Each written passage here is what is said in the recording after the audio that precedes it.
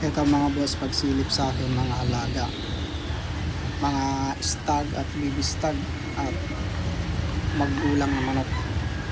Bali po, ito po yung ating latagan mga boss. Pakain tayo ng ating mga manok, painom at kunting himas. Yan po ang aking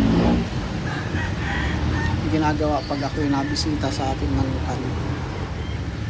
May mga palabas tayo, nakapagpalabas tayo ng 3 kanaway. Kaya lang yung tandang yan binenta ko na po.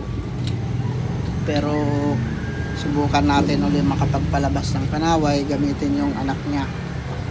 Sa ibang inahin naman gagamit tayo. Sana po makapagpalabas tayo ng kanaway. Ayan po ay mayahin at yung talisay. Tapos ito yun, yan po yung talisay mga boss. Bali yan galing sa sakit po yan, pero nakarecover. Ito yung buyugin, yan mga palahi na lang din po yan, pati yung talisay, pati yung mayahin. Yung sinibalang binili po natin yan, subukan natin kung magandang mag-exercise yan, sasayaw. Ito palahin na natin yan, anak ng ating hiraw na nakapanalo na sa akin. Bali po nabili na po yung hiraw. Sana makakuha pa ulit tayong materialis nun. Ganyan po ako, pagka nanalo sa akin papalahiin ko. Pag natipuhan naman, pag gusto yung personadang presyo, di benta.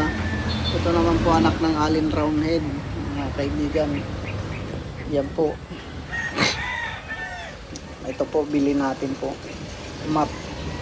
Kaya lang nabalda yung pakpak. Hindi ko alam kung ano nangyari dyan. Basta pagtingin lang namin, baldado na, nasa kulungan yan eh. Ayan naman, nalambitin yan. Pero as of now, nakaka-recover naman yun. Ito po, pauna-unahan kong manok. Ayan po. Mula nagsimula tayo magmanok, siya po ang pauna-unahang manok na binili. Nanalo na po mga anak niyan at patuloy pa rin po tayo nagpapalabas ng lahi niyan. Yun po, abuhin. Soon, panlaban ko po yan at partner itong Alin Roundhead ay hindi po yan, mayahin po yan. Partner Alin Roundhead po, Alin Roundhead, ito po yan ang Alin Roundhead natin mga boss.